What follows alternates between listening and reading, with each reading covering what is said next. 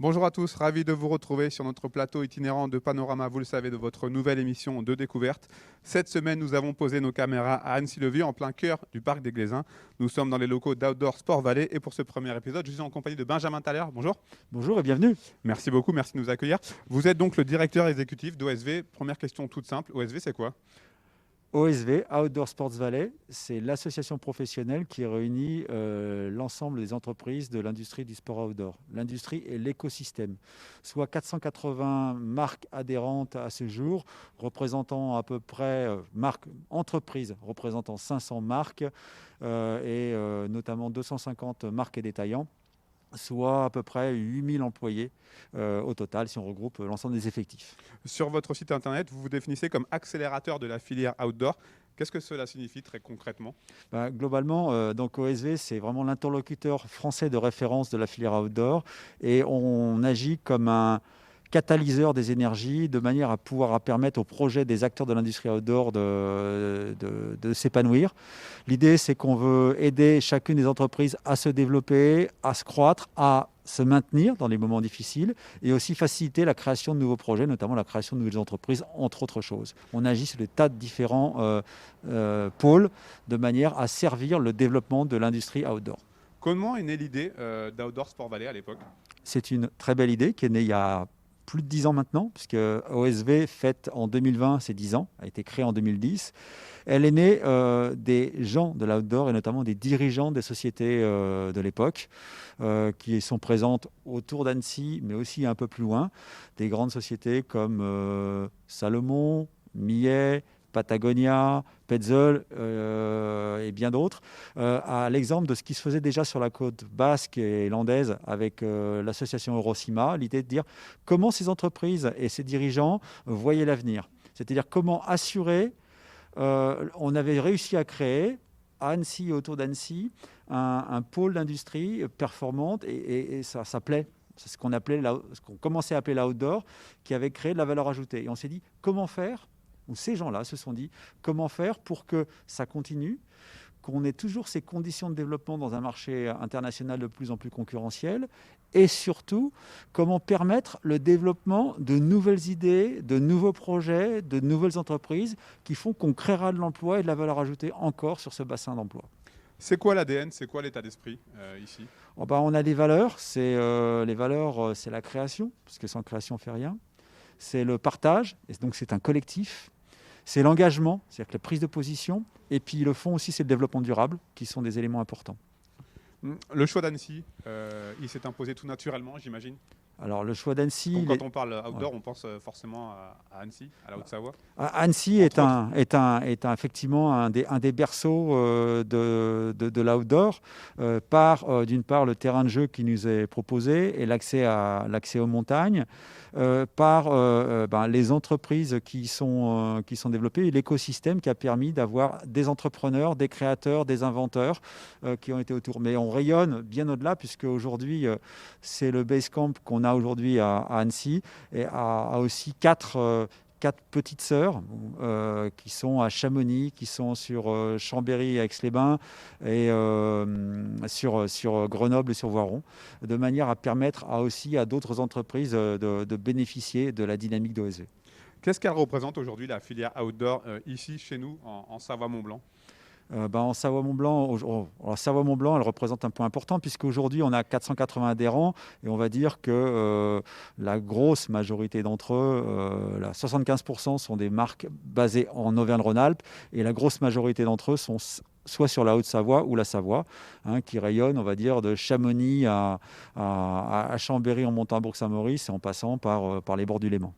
Comment est-ce que vous choisissez les entreprises que vous décidez d'accompagner? Alors d'abord, les entreprises adhérentes d'OSV sont adhérentes, elles cotisent et elles sont adhérentes volontaires. Donc c'est un regroupement d'entreprises qui ont envie de bénéficier des services et aussi de participer au collectif et de participer au projet. Et puis dans la composante de ce qu'on fait, on a tout un module qui est extrêmement important qu'on appelle l'OSV Startup Programme, qui est un module d'entrepreneuriat. On en parlera un peu plus tard dans la semaine. Voilà, donc ça c'est une partie importante, et donc qui sont des entreprises qu'on va aider à se développer, c'est-à-dire qu'on a soit des gens qui ont un projet de création d'entreprise qui n'existe pas ou qui viennent de lancer leur entreprise et qui peuvent se faire accompagnés dans ce projet au travers de l'OSV Startup Programme. Et donc, on a un programme soit de parrainage ou d'incubation. Le parrainage, on va mettre à disposition un peu de moyens, et notamment des bénévoles de l'association qui sont des gens travaillant dans d'autres sociétés, qui vont apporter leur temps et leur savoir-faire pour aider ces entreprises à faire germer leurs idées et aller plus loin.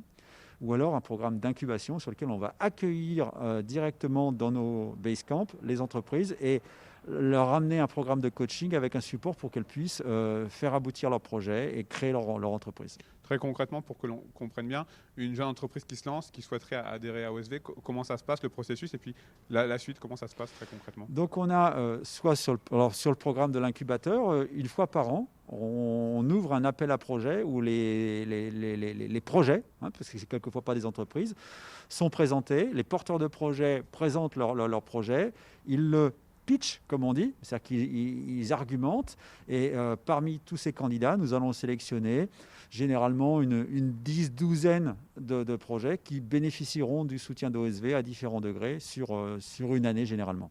Est-ce qu'à votre connaissance, il existe en France un équivalent? Alors peut-être pour d'autres filières, mais est-ce qu'il existe une structure équivalente à OSV? Alors il y a aujourd'hui il y a pas mal d'incubateurs, d'accélérateurs qui existent dans les différentes régions. Il y en a certains dans le domaine du sport qui existent, notamment à Montpellier ou à Paris. Mais l'OSV Startup Programme est le seul programme d'incubation spécifiquement dédié à la filière outdoor. Donc c'est là où vous allez pouvoir trouver des vrais spécialistes du marché qui ont une expertise, qui vont vous permettre d'apporter un éclairage, un savoir-faire sur des problématiques spécifiques au marché outdoor. Et ça marche. Difficile d'échapper à l'actualité. Covid-19 oblige. Dans quelle mesure la filière outdoor a-t-elle été impactée et comment est-ce que vous voyez la suite? Les prochains mois, les prochaines semaines s'annoncent très compliquées. Alors, on prend les choses les unes après les autres. Déjà, la crise du Covid-19, on l'a pris directement par le fait qu'on ne pouvait pas sortir pendant 2 mois, voire 2 mois et demi, et donc ça a arrêté notamment l'activité sport d'hiver, parce qu'on se souvient qu'on était en mars et que les grandes stations étaient encore en activité. Ça n'a pas permis de faire démarrer la saison d'été correctement. Donc, ça a eu un impact important sur ce qu'on appelle les commandes de base, c'est-à-dire que les magasins n'ont pas pu prendre des commandes pour l'hiver qui va venir, et puis ça a été compliqué pour les réassorts. La saison d'été s'est très bien passée, ça a été vraiment un bol d'air et qui montre que l'outdoor a un rôle à jouer dans la société pour justement en termes d'équilibrage et que les gens ont besoin de ça. Maintenant, on aborde la deuxième vague qui était tant annoncée. Avec cette saison d'hiver qui s'annonce pas forcément sous les meilleurs auspices. La saison d'hiver s'annonçait déjà un petit peu compliquée, même si tous les acteurs font tout pour qu'elle se passe bien. C'est clair qu'aujourd'hui, si on annonce que les magasins non essentiels, ce qui est essentiel pour nous n'est pas essentiel aujourd'hui pour le Covid, donc sont fermés. Donc un certain nombre de marques qui fournissent ces magasins, qui sont en train de livrer ces magasins, sont arrêtées coupées dans leur élan. Donc c'est tout autant de chiffre d'affaires qui va manquer. Comment va se dérouler la saison d'hiver? C'est une question. Et puis donc, on va affronter cette deuxième vague comme on affrontait la première, avec détermination, unis, en apportant le soutien aux entreprises avec des services adaptés. Il y a de l'inquiétude quant au bien-être de la filière outdoor, forcément? Il y a une inquiétude, on dirait que dans le contexte, la filière outdoor a plutôt bien passé ce début d'année.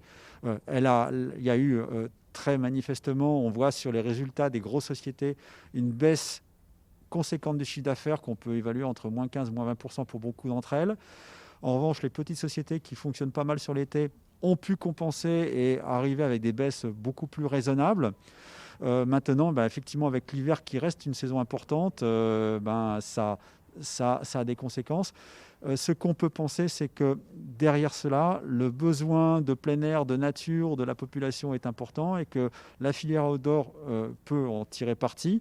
Et puis aussi que dans la grande tendance de besoin d'une vie plus équilibrée, de développement durable, nous avons un rôle à jouer et que donc Outdoor Sports Valley compte accompagner l'ensemble des entreprises dans cette transition. Un mot sur vos partenaires qui sont indispensables pour la bonne santé d'OSV. Les partenaires, donc OSV s'appuie sur des partenaires nombreux et impliqués. Les premiers partenaires, et notamment, sont les partenaires des collectivités locales, en premier rang duquel le Grand Annecy, qui a facilité la création d'OSV avec le département de Haute-Savoie, auxquels sont associés progressivement différentes collectivités locales de la région, Chambéry-Grand Lac, la vallée de Chamonix, la vallée de Thône, le pôle métropolitain des Genevois français, et puis ensuite Grenoble, la métropole de Grenoble et le Pays Voironnais. Et puis comme financeur important, c'est la région Auvergne-Rhône-Alpes qui nous aide notamment dans les programmes de création d'entreprises et de développement à l'international. Et à côté de ceci, nous avons un certain nombre de partenaires privés, des sponsors qui accompagnent parce qu'ils veulent s'impliquer sur la vie économique du département. La Banque Populaire Auvergne-Rhône-Alpes, le Crédit Agricole des Savoies, Diocrédit, la Mutuelle de France Unie ou Radiance et un certain nombre d'autres partenaires comme des partenaires techniques comme l'imprimerie Villiers.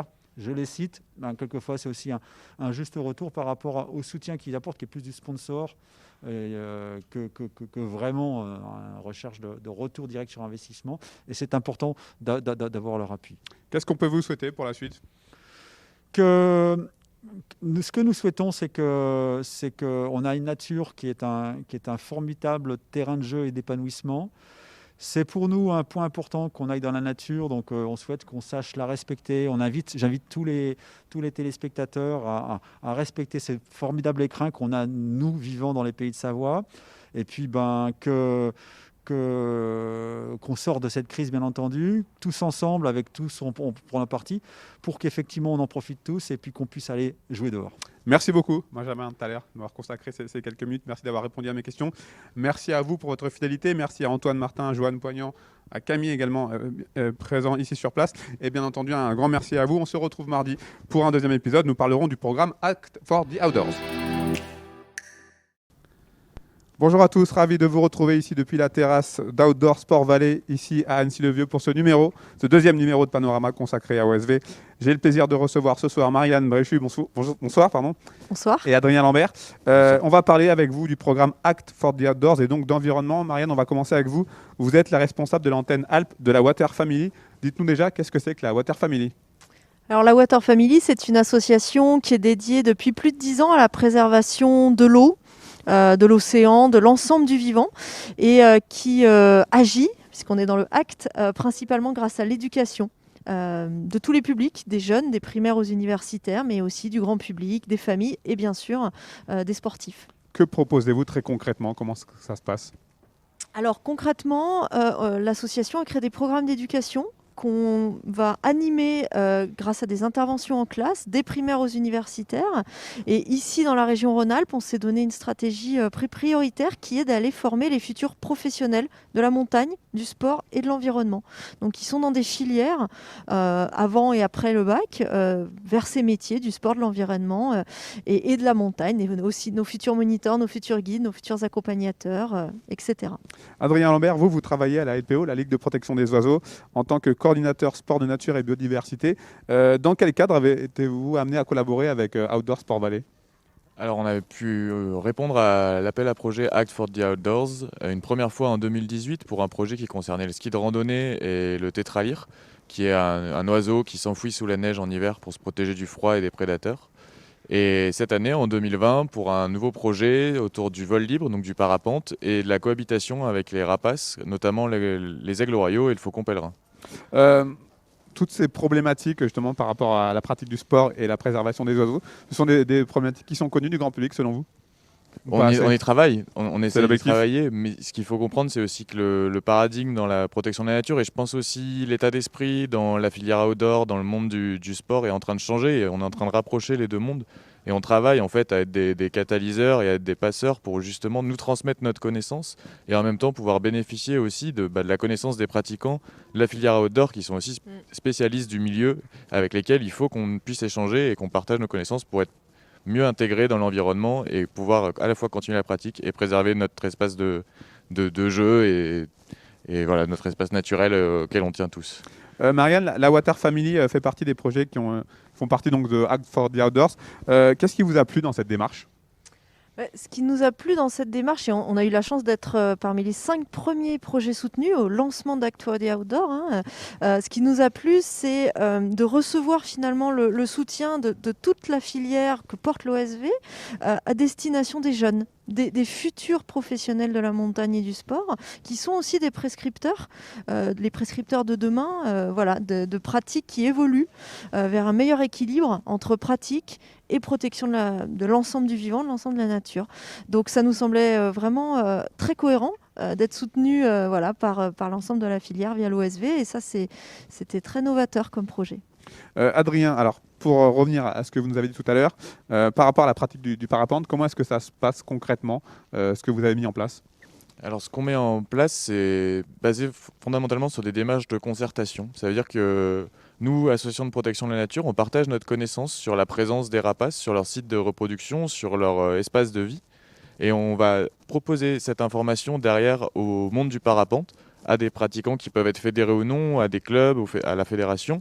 Et on va échanger sur les interactions qu'il peut y avoir entre la pratique, du fait des thermiques, des itinéraires qui sont plus fréquentés, des décollages, des atterrissages, et croiser les informations, et derrière essayer de mettre en place des solutions pour à la fois, vraiment dans une logique de compromis, permettre la pratique et limiter le dérangement des espèces, parce qu'en fait, le dérangement anthropique, les activités humaines peuvent avoir un impact sur la reproduction des espèces. Et concrètement, là, dans le cadre du projet d'Act for the Outdoors, on va développer en fait un outil qui va nous permettre de transformer ces zones un peu qu'on définit sur des cartes en 3D pour faire des bulles de quiétude qui vont être du coup intégrées dans les GPS des parapentistes. Et les parapentistes vont avoir leur GPS qui va biper quand ils vont s'approcher de cette zone. Parce qu'en fait, c'est très difficile quand on est en l'air. Il y a tellement de paramètres à prendre en compte qu'on ne pouvait pas demander aux parapentistes de sortir leur carte avec tout ce qu'ils ont à gérer au cours de leur pratique. Donc du coup, il fallait qu'on trouve un outil. Et du fait des échanges qu'on a avec eux, on a pu mettre en place cet outil qui est, je pense, le plus adapté aux pratiquants. C'est quelque chose qui est rentré facilement dans les mœurs des pratiquants justement de parapente ? Je pense que ça rentre de plus en plus et il y a une grande ouverture d'esprit chez les pratiquants de parapente parce que c'est vraiment des pratiquants qui ont l'habitude d'observer le milieu naturel, qui suivent les oiseaux, particulièrement les rapaces, pour trouver les thermiques. Et c'est vraiment un public qui est très ouvert et qui a l'habitude d'observer, donc le contact passe très bien. Marianne, je vous ai vu acquiescer. Ça ne vous laisse pas insensible, cette démarche ? Non, je trouve que la démarche est géniale. Les pratiquants passionnés, réguliers, sont des sentinelles, en fait. Ils sont des témoins très importants de l'évolution de la faune, de la flore, des impacts aussi des changements climatiques. Donc, plus on les écoute et plus on collabore, et mieux on agit ensemble, en fait. Donc, je trouve ça génial. C'est avant tout une question d'éducation, la bonne préservation de l'environnement, encore plus aujourd'hui, de nos jours. L'éducation, c'est avant tout mieux comprendre comment fonctionne le vivant, mieux comprendre les impacts actuels et à venir des changements climatiques dans différents types de milieux. Mieux on comprend, plus on s'adapte, plus on anticipe. Et aujourd'hui, le maître mot pour nous tous, c'est l'adaptation, l'anticipation et atténuer, diminuer nos impacts. Donc en tant que pratiquant et passionné, on a un impact forcément, donc il faut qu'on le minimise, que les choses se passent dans un bon équilibre. Et l'éducation, c'est l'éducation positive, c'est-à-dire pratiquer avec du respect, de la conscience, de la compréhension du milieu dans lequel on est, c'est idéal. Et puis si on éduque ces pratiquants, qui sont aussi des moniteurs, des guides, des formateurs, eh bien, on va éduquer derrière tous les clients quand on parle de l'univers des stations, ou tous les pratiquants qui vont apprendre. Donc, il faut aller éduquer les professionnels pour que derrière, il y ait les bons messages qui passent. Adrien, le premier confinement avait eu un impact positif, notamment sur la faune et la flore. On est entré dans une deuxième phase de confinement. Vous attendez quoi justement de cette deuxième phase ? Alors on n'espère pas le confinement pour que ça ait un impact bénéfique sur la nature. Justement, nos projets, c'est de travailler à l'intégration des pratiques humaines dans le milieu naturel pour limiter l'impact. Alors c'est vrai que le premier confinement a eu un impact, on estime aujourd'hui plutôt favorable, parce qu'on était dans la période de reproduction de la plupart des espèces, et c'est une période pendant laquelle elles ont particulièrement besoin de tranquillité. Là, ce deuxième confinement qui arrive au mois de novembre, c'est une période qui est importante dans le cycle de vie des espèces, mais qui est moins cruciale. Donc on a du mal aujourd'hui à pouvoir estimer cet impact. C'est un dénominateur commun à la préservation de l'environnement et la pratique de l'outdoor aujourd'hui, selon vous? Il faut en tout cas qu'il y ait le plus de convergence possible et des modèles qui évoluent en fait. On a tous pratiqué, voyagé, utilisé notre matériel, renouvelé notre matériel. Bref, on doit faire évoluer petit à petit l'ensemble en fait de notre pratique, que ce soit la manière dont on se comporte, les équipements qu'on utilise, tout doit aller vers une transition. Et comment continue justement cette transition à faire en sorte qu'elle soit de plus en plus efficace? Je pense que l'éducation à l'environnement, c'est une bonne manière de faire passer les messages. Et je pense que notre rôle, c'est aussi d'être à l'écoute, de partager notre connaissance et de savoir partager notre connaissance. Et donc aussi de s'adapter au public. Et c'est comme ça qu'on arrivera à avoir une intégration pérenne de nos activités dans le milieu naturel. Pour en venir à Act for the Outdoors, c'est forcément une démarche louable, ce qui a été mis en place, j'imagine, pour la suite, pour les futures générations. C'est une démarche qui est louable et puis ça permet aussi de connecter finalement les entreprises à une démarche de mécénat. Certaines l'avaient déjà, d'autres non, et ça leur permet finalement de se connecter à des projets qui ont du sens, qui sont portés par des acteurs de terrain qui sont sérieux. Normalement, on va essayer d'être sérieux. Voilà, ça facilite aussi finalement l'engagement du mécène en rapprochant le mécène d'un projet et de plusieurs projets. C'est ça qui était intéressant et je pense que la démarche ACT, elle est vouée à grandir. Adrien, autre chose à ajouter par rapport à ça? Oui, cette notion de faire des passerelles entre nos mondes, en fait, où il faut qu'on discute, il faut qu'on échange, et on se rend compte qu'en fait, on a plein de choses à partager, et on a plein de choses à construire en commun. Et Act for the Outdoors, pour moi, c'est le premier gros appel à projet qui rassemble autant la filière et les acteurs du milieu naturel qui est fréquenté par les pratiquants de sports de nature. Donc c'est une démarche, nous, pour laquelle on est ravis de s'inclure dedans. La suite, vous la voyez comment? On entend parler en ce moment de la Water Family par rapport notamment au Vendée Globe. Exactement, on a la chance d'avoir un jeune navigateur, l'un des 2 plus jeunes au départ, le 8 novembre, qui porte les couleurs de l'association. Je précise qu'il les porte sans que l'association investisse financièrement. Ça montre son engagement. Donc peut-être, je pense que c'est aussi ça, l'avenir dans les sports outdoors. Ce sont des grands champions qui aussi demain vont porter des messages engagés, vont être des vecteurs d'évolution de nous tous, des gens qui les suivent. Et Benjamin va porter ce message de la préservation de l'eau grâce à ce tour du monde. Le Vendée Globe, c'est un tour du monde. Et symboliquement, on a été collecter un tout petit peu de glace sur la mer de glace à Chamonix pour lui apporter ce qu'il en reste et pour lui apporter dans notre petite mascotte. Et cette mascotte part avec lui autour du monde pour aussi décloisonner ce qui se passe en montagne, sur les fleuves, les rivières, dans l'océan. C'est un seul et même sujet. Tout est relié, y compris autour du monde. C'est ce qu'on voulait faire passer comme message avec ce Vendée Globe et ce jeune navigateur engagé. Même question pour vous, Adrien, la suite, c'est quoi sur nos projets? Essentiellement alors nous, on poursuit dans ces démarches. On est vraiment investi vraiment à fond sur les démarches sur les sports de nature. On essaie de créer le plus de passerelles possible sur toutes les pratiques, toujours avec cette démarche positive de transmettre notre connaissance et de ne pas être dans une logique d'interdiction. On est vraiment dans une logique de responsabiliser le pratiquant et de favoriser l'appropriation en faisant en sorte que justement ce soit lui l'ambassadeur de la protection de la nature, parce que tous les pratiquants ont intérêt à protéger le milieu et ont envie de protéger leur espace de pratique. Donc nous, on continue dans ces démarches. Voilà. Merci beaucoup à tous les deux pour vos éclaircissements, merci pour vos investissements, bravo pour ce que vous faites. Merci à vous de nous suivre tous les jours et de nous avoir suivis pour cet épisode de Panorama consacré à Outdoor Sports Valley. On se retrouve mercredi pour parler d'OSV Academy. Bonjour à tous, bienvenue dans ce 3e volet de Panorama consacré cette semaine à Outdoor Sports Valley. Nous sommes donc ici à Annecy-le-Vieux, à Annecy Base Camp. Au programme aujourd'hui OSV Academy, et pour en parler, je suis avec Fanny Pécou et Victor Davier. Bonjour à vous deux. Bonjour. On va commencer avec vous, Fanny. Vous êtes étudiante en SDC Marketing Communication, ici même au OSV Academy. Dites-nous pour quelles raisons vous avez choisi cette filière. J'ai choisi cette filière car j'étais fortement intéressée par le domaine de la communication et du marketing, et plus spécifiquement dans le secteur du sport, car je suis une grande passionnée de sport et j'aimerais en faire mon métier. Comment ça se passe très concrètement, la formation que vous avez commencée au mois de septembre? C'est ça. Alors, on commence par 6 mois de cours et ensuite on a 6 mois de stage, donc on peut également effectuer à l'étranger. Bon, aujourd'hui, avec le contexte actuel, c'est un petit peu plus compliqué. Ensuite, on a des cours qui sont réalisés par des professionnels qui ont une grande expérience, notamment dans des grands groupes ou des startups, qui sont aujourd'hui beaucoup des consultants. Ils nous apportent énormément au niveau de l'expérience. Donc nos cours sont très professionnalisants. Voilà. Qu'est-ce qui vous attire, vous, précisément, dans le monde de l'outdoor ? Le sport, la nature, le dépassement de soi. Énormément. Enfin, pardon. Victor, ce sont de belles valeurs là qui sont... Exactement, je pense qu'elle a bien décrit les valeurs du sport et les valeurs aussi des sports de notre région. Alors vous êtes, les amateurs de glisse vous connaissent bien, vous êtes snowboarder professionnel, ambassadeur OSV.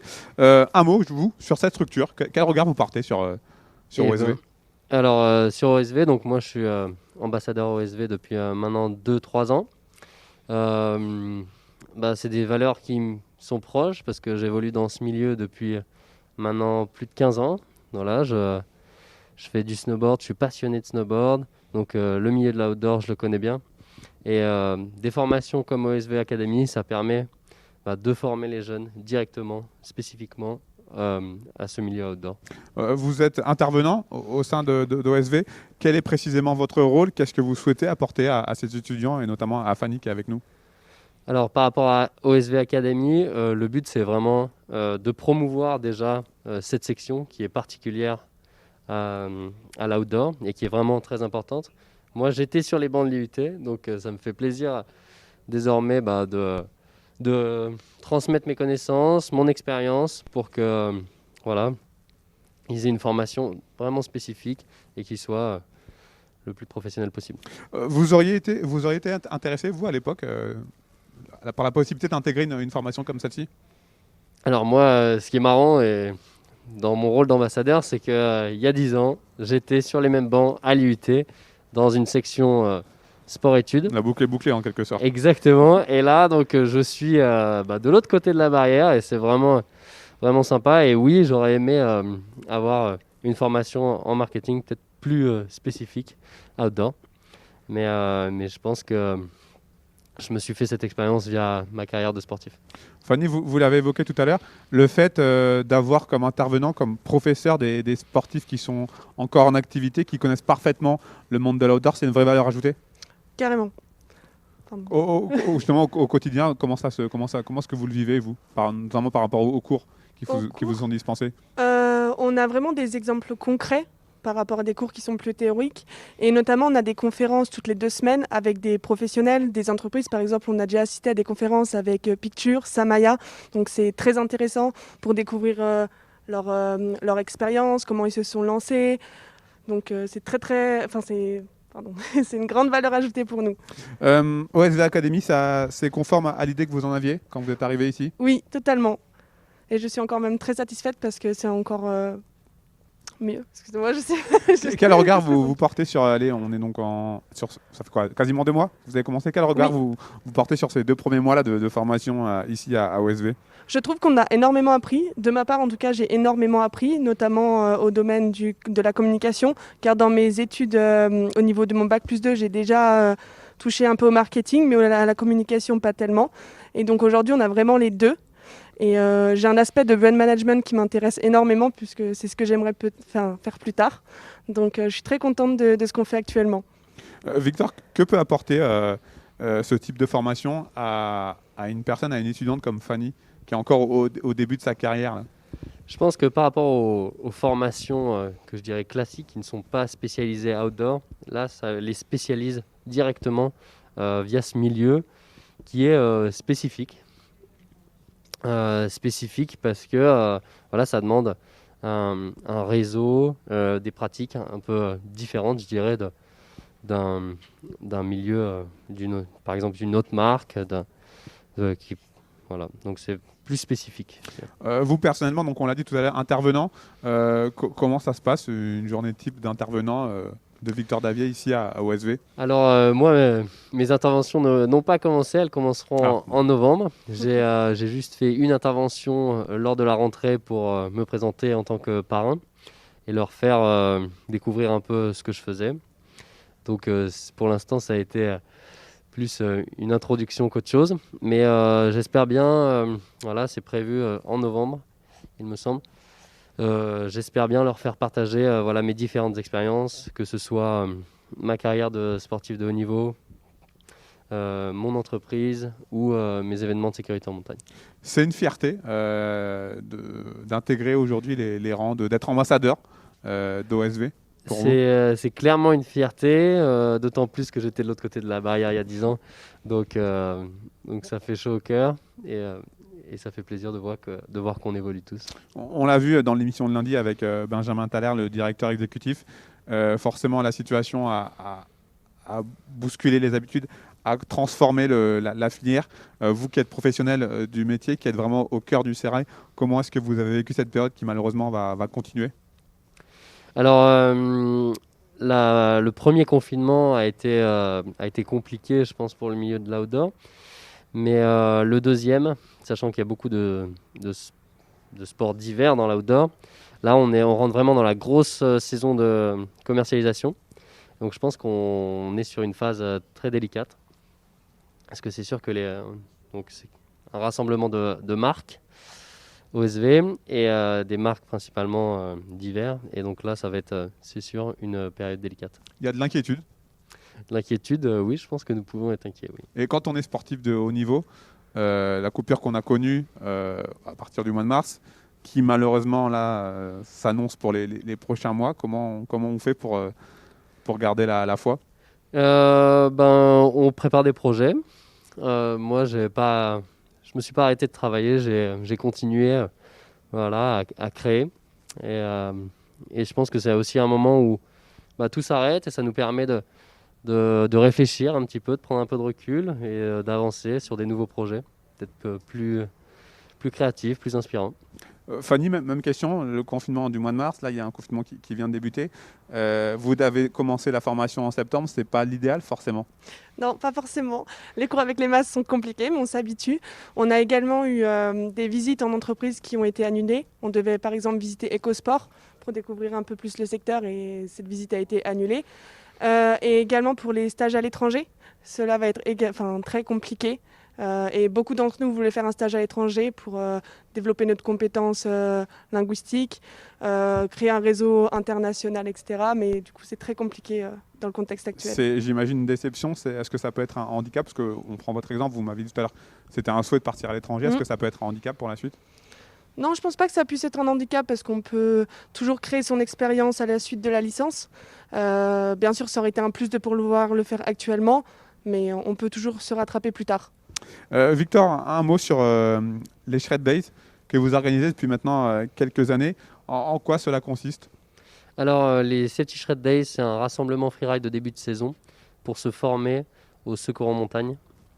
Donc, le principe, c'est de rassembler tout le monde pour que tout le monde soit formé aux avalanches.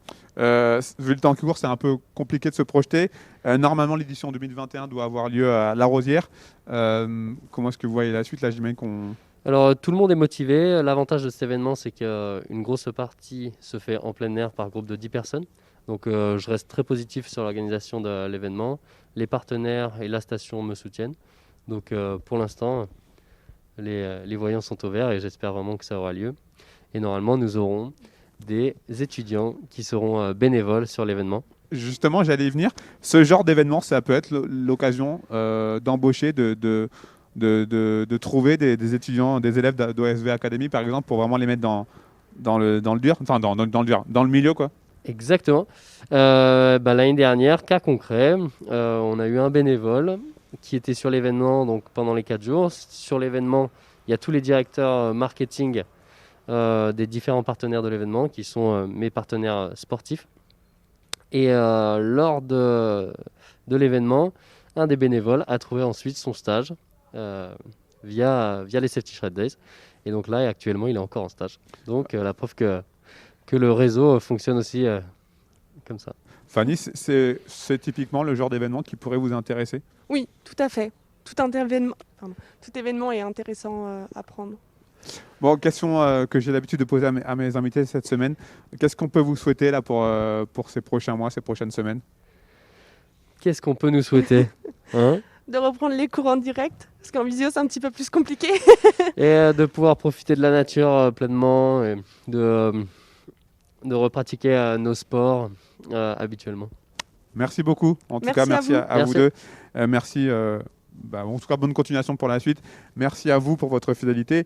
On se retrouve jeudi pour le 4e et dernier épisode de la semaine. On parlera notamment startup. Bonjour à tous, ravi de vous retrouver ici à Annecy-le-Vieux pour Panorama. Cette semaine, immersion au cœur d'Outdoor Sport Valley. Et pour ce dernier numéro, nous allons parler du Startup Programme. Avec moi, 2 invités, Arthur Jalas de Samaya. Bonjour. Et Eric Touvenin de chez Open Runner. Bonjour. Messieurs, vous êtes donc gérants de 2 startups qui sont installées ici à l'Annecy Basecamp. On va commencer avec vous, Arthur. Présentez-nous Samaya en quelques mots. En quelques mots, Samaya, c'est une jeune société annécienne créée il y a maintenant 2 ans, donc le 5 novembre 2018, avec l'ambition de créer du matériel d'expédition dédié aux alpinistes premièrement, afin de les accompagner dans leurs expéditions à travers les Alpes, l'Himalaya, et ainsi de faciliter la reconnexion de l'homme dans la nature avec des outils simplifiés pour réapprendre le bivouac à la fois hivernal, estival, dans toutes les conditions. On est donc en plein cœur de la thématique. Eric Touvenin, même question. Open Runner, qu'est-ce que c'est ? Open Runner, c'est une solution digitale qui permet de planifier, suivre et partager des parcours d'activités outdoor. Donc principalement des utilisations pour le vélo, pour la randonnée et pour le running, trail et urbain. Open Runner est un vieux projet qui a déjà 14 ans et qui a évolué il y a 3 ans, en décembre 2017, avec un nouveau modèle économique et la sortie d'une application mobile. Donc on a une solution aujourd'hui complète, site web, application mobile. Et on vient de franchir le cap des 1 million de comptes créés sur notre solution, notre plateforme. Comment s'est passé le rapprochement avec OSV ? Pour moi, c'était j'avais un modèle économique qui était basé sur la publicité. Donc c'est un projet qui faisait vivre qu'une seule personne, moi. Et donc il y a un moment donné, c'était donc fin 2015, j'ai décidé d'aller sur le marché de l'application mobile parce que je trouvais qu'il y avait toujours un manque, il n'y avait pas ce que je cherchais. Et donc j'ai démarré le lancement de ce projet application mobile. À partir de là, je suis allé chercher des fonds, investissement privé, bancaire on va dire. Donc la société a commencé à évoluer vers quelque chose d'un peu plus important. Et donc j'avais besoin d'un accompagnement. Et donc je suis allé frapper à la porte d'OSV pour passer ce cap d'une simple application, une société unipersonnelle à une structure un petit peu plus importante. Concernant Samaya, qu'est-ce qui vous a plu dans la démarche d'Outdoor Sport Valley ? Nous, le lien est depuis le début très profond avec l'Outdoor Sport Valley parce que le projet a commencé à leur côté. Tout simplement, mon associé Guylain Pipers, qui était lui-même au sein d'une licence textile, qui a été en fin de compte créée par l'Outdoor Sport Valley pour répondre aux besoins du bassin annécien. Et le projet a très vite pris. Ses professeurs lui ont tout simplement demandé de proposer le premier prototype à l'incubateur. Et en fin de compte, OSV a très vite compris et senti notre démarche et en plus tous les avantages du produit. Et c'est à ce moment-là qu'on a rejoint l'incubateur pour nous aider à nous propulser sur les premières démarches de la construction d'une entreprise, à la fois sur des analyses de marché, d'usage, de compréhension du marché, afin d'établir un produit et un réseau à la fois commercial, de fournisseurs. Et c'est vraiment l'Outdoor Sport Valley qui nous a permis de mettre un premier pied, en tout cas dans le monde entrepreneurial. Au quotidien, comment se caractérise cet accompagnement ? De notre côté, on a été incubé au sein de l'Outdoor Sport Valley, donc au sein de l'Annecy Basecamp. C'est premièrement déjà des locaux qui nous permettent de végéter au sein d'un écosystème vraiment global. Une mise en relation rapide et perspicace avec les bons interlocuteurs au moment où on va se poser telle et telle question sur la distribution, sur du juridique, sur des fournisseurs. Et en fin de compte, c'est vraiment une mise en relation quasiment immédiate avec l'interlocuteur dédié qui nous permet de franchir des paliers pas à pas, beaucoup plus rapidement que si on le faisait dans son coin, quoi. Pour une entreprise comme la vôtre, qu'est-ce que cela vous apporte de faire partie de cet incubateur ici ? Mais comme je vous l'ai dit, en fait, je suis venu chercher vraiment un accompagnement parce que j'étais seul sur l'entreprise. Et donc, OSV à plusieurs. Il y a plusieurs phases dans l'incubateur OSV. Donc, j'ai pu en fait rentrer au niveau de la dernière phase. C'est la phase de croissance de l'entreprise. Et donc, il y a eu vraiment 3 leviers. C'est d'abord de l'écoute. Ensuite, c'est du conseil et c'est de la mise en relation. Donc un réseau vraiment très, très, très intéressant au sein de l'OSV. Et comme le disait Arthur, on se pose beaucoup de questions et ils ont beaucoup de réponses. Vous auriez pu démarrer, je m'adresse à vous deux, vous auriez pu démarrer, développer et pérenniser l'activité sans Outdoor Sport Valley? L'avantage de Samaya, j'ai envie de dire, c'est dès le départ, on était deux jeunes passionnés, tous les deux anciens sportifs de haut niveau. Donc on va dire qu'on avait de l'ambition, de l'énergie et beaucoup de temps à allouer à ce projet-là. En revanche, il y a un moment, les compétences peuvent amener à manquer. Et on est obligé de s'entourer de personnalités, d'interlocuteurs qui nous ouvrent des portes ou qui nous apportent les compétences manquantes. Et sans ces maillons, on serait peut-être arrivé au niveau auquel on est aujourd'hui. Mais en fin de compte, c'est le temps qui aurait vraiment challengé le projet de manière beaucoup plus problématique que ce que cela a été aujourd'hui. Eric ? Moi, je vais dans le sens d'Arthur. C'est vraiment c'est un tremplin. C'est-à-dire que ça nous permet de nous structurer, de nous poser des questions, d'être challengés aussi. Et ça fait vraiment avancer. Ouais, c'est une accélération, vraiment.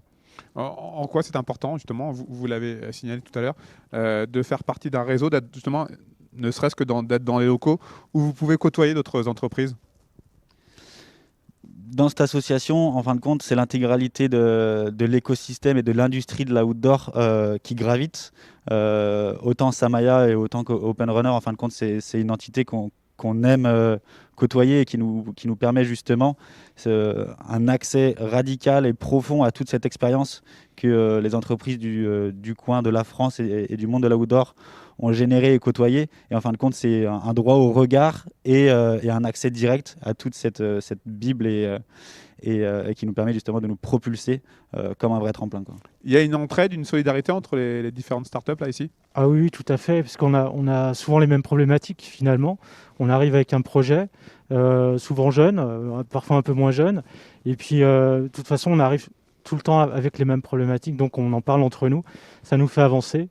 En fait, c'est vraiment de l'émulation, c'est vraiment très intéressant. Et on côtoie vraiment des projets différents. Arthur travaille sur un produit, moi je suis sur une solution digitale. Il y a d'autres qui font, par exemple, la place de marché, de la mise en relation avec des utilisateurs, entre des vendeurs et des utilisateurs finaux. Donc c'est vraiment cette multiplicité de projets qui est intéressante. Ouais. Ça peut vous arriver de même trouver de l'inspiration chez une autre startup? C'est peut-être le gros problème quand on est une startup, c'est qu'avec l'acharnement et le temps qu'on passe sur notre projet, très rapidement, on peut être amené à avoir des œillères sur son produit, son marché, ses clients. Et l'avantage de baigner dans cet écosystème, c'est tout simplement le fait que le midi, le soir, on est amené à échanger avec d'autres interlocuteurs et de se poser des questions avec un point de vue, un regard différent sur la même question et d'avancer beaucoup plus vite sur ce même sujet avec des regards croisés. Et je pense que c'est ça qui est très, très intéressant. Alors, messieurs, difficile de faire fil d'actualité. Les prochaines semaines, les prochains mois s'annoncent très compliqués, notamment pour le secteur de l'outdoor. Comment est-ce que vous voyez la suite, vous concernant?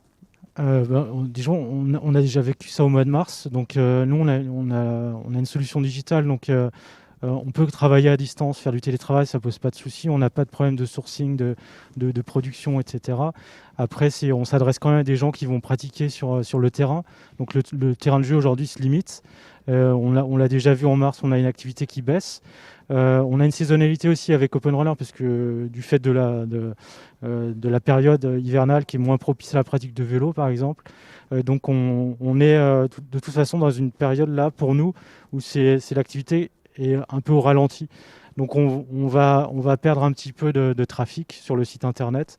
Voilà, on espère simplement que ça ne va pas durer trop longtemps. Samaya?